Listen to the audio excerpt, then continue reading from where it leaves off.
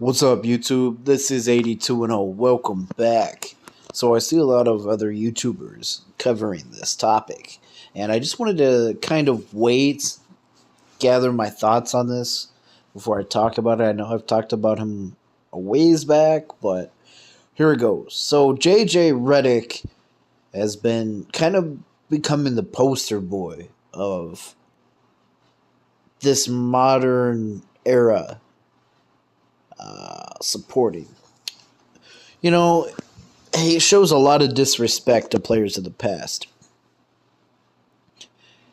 And a lot of the old timers, like I'm talking Bob Cousy's generation, a lot of those players have unfortunately passed on. A lot of the people who were in the media then are gone. So there's not a lot of people to tell their story. That's why I started a channel like this. I know there's a lot of other YouTubers like what I do. And so I'm not here to tell you that the old era is better than the new one or vice versa. I appreciate all basketball eras because I'm a basketball fan. I appreciate every aspect of the game, every evolution of the game. So I'm going to approach it like this. JJ Redick said some stuff about Bird not being one of the greatest three-point shooters of all time, which I'll break it down like this. The volume of shooting. I don't know why this is so hard for people to understand. The volume of shooting in the 80s is not what it is today. And it's not because these players weren't as skilled. They had a lot of fundamentals. These are great players. It's because the way the game was played. It wasn't the style to shoot as many threes as you can. They had more in their package, more charging to the basket, mid-range. But, JJ also said that today is much harder to score. That's where I took a problem with.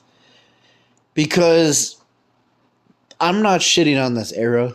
This era is great. Again, I'm not an old head. I appreciate all eras. So anybody watching my video that's triggered in the comments talking about, oh, you're just an old head, hear me out. This era is a lot weaker defensively. That's just a fact. Okay? You don't have centers camped down low anymore. Back in the 80s when Bird played, there wasn't that 3 seconds down low. So, there's always going to be a defensive center down low. And there wasn't a technical foul until I think 1991, like the 90-91 season. So if you look at a lot of the highlights of what Bill Laimbeer did, throwing dudes on the ground, cheap shots, it's just a foul. It's not a suspension. It's not him getting kicked out of the game. The game was a lot more physical. That's just a fact. Now, was it more physical every game? I don't think so, because I do think there were a lot of teams that were more finesse-oriented, like the Lakers. It's kind of weird because in the 80s to the early 90s, teams had their own play style. It's not like today where every team is just trying to shoot the most threes. It's just a three-point contest. You know what I'm saying? You'd have the Lakers, which were finesse. You'd have the Pistons, were raw and gritty. But anyways, I don't know why JJ Redick is saying this stuff. You think that somebody who played basketball would know the history a little bit better, but I guess not. I guess playing in basketball doesn't automatically mean you're going to be an expert in the history of it. I get it. And, that's the thing about sports media. They're always going to try to sell you the new product. It goes that way with anything in life. They're not going to sell you the iPhone 3 They're going to sell you the iPhone. Shit, I don't even know what model we're on, but you know what I mean. They're going to sell you the latest iPhone. They're not going to sell you the oldest one. But the thing about sports that is different to me, I think it's a fallacy when people say, well, everything evolves, right? Cars get better, phones get better, whatever. So it's just bound for players to get bigger and stronger. I think sports is a little different because yes, the game evolves, especially early on. There was a lot of evolution between 1891 when it was invented and 1971. You know what I mean? But a lot of players from the Bob Cousy generation up until the Bird generation, they were fundamentally sound. And these guys played with a passion. This was their job. And to call them plumbers and to disrespect them, saying they didn't make as much money in their era, so therefore they're not as good of a player. Well, okay. Let's put it like this, right? Let's put it in another context. So those actors you see in Hollywood, let's say there's an actor, I can't think of any off the top of my head. They make a few movies and then they fall off. Okay, maybe like an Eddie Murphy, right? And they're not as successful as they once were. Does that mean that they were never a good actor? Or let's look at music, right? Let's say there's let's put it like this, right? Lil Pump, right? He's been making music a few years now. Got a lot of money. Had one of the biggest songs ever a few years ago, that Gucci Gang.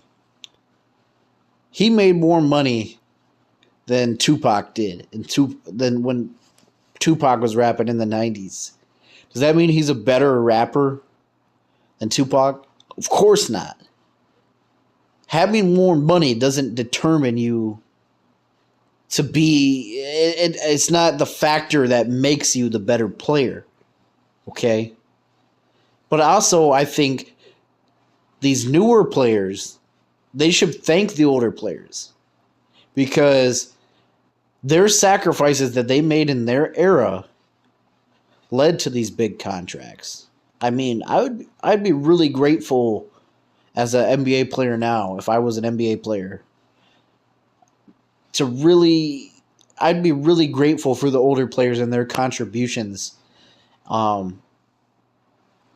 that led me to get into these millions. Now, let's take it a step further. In 30, 40 years from now, let's say there's a 4-point line. So are we going to say, oh, Steph Curry never was shit because he didn't have range like these new guys that take half-court shots? Or are we going to say he wasn't shit because in his day he only made $50 million a year? These new players make $800 million a year. Whatever, I'm just making up numbers. Do you see what I'm saying? It's disrespectful to just downgrade everything that came before you. And that's a big problem with my generation. I'm able to say that. And yes, I get it.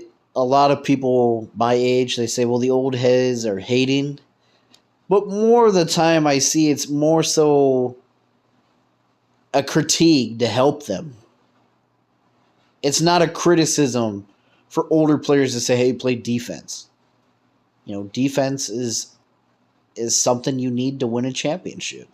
But the newer players, they just outright don't like the old players. I don't get it. And JJ Redick seems to have a big following because of this. And unfortunately, the loudest voice is sometimes the most heard one. And a lot of people will hear JJ Redick, who has hundreds of thousands of followers on his podcast, say, oh, Bob Cousy was a plumber. For example, he said Bob Cousy couldn't even dribble with his left hand. And I think everybody who watches my channel knows this. I'm not disrespecting anybody watching my channel. We all know Bob Cousy was ambidextrous. He was very good with his left hand. But, you know, the masses of people watching that, they don't know that. They're just going to go off the first thing they heard. So it's very important that even if you don't like the play style of the older eras, you have to appreciate it for what it contributed to the game, for what it brought, for how it expanded. If there wasn't George Mikan, there wouldn't be a Bill Russell. If there wasn't a Bill Russell, there wouldn't be a Kareem. There wouldn't be Kareem. There wouldn't be George, etc., etc. There wouldn't be a LeBron, etc., etc. So my channel I'm not going to use to attacking eras, but I am going to attack JJ Redick. I think he's a piece of shit. You know, he represents to me everything wrong with younger generations. Fans. Because JJ Redick never won any championships. Never won an MVP. Never was a factor on any of his teams. But yet he gets to critique someone like a Bob Cousy, someone like a Jerry West, someone like a Larry Bird. It's just mind-boggling to me. So let me know what your thoughts are down below. And I appreciate everybody watching. Take care.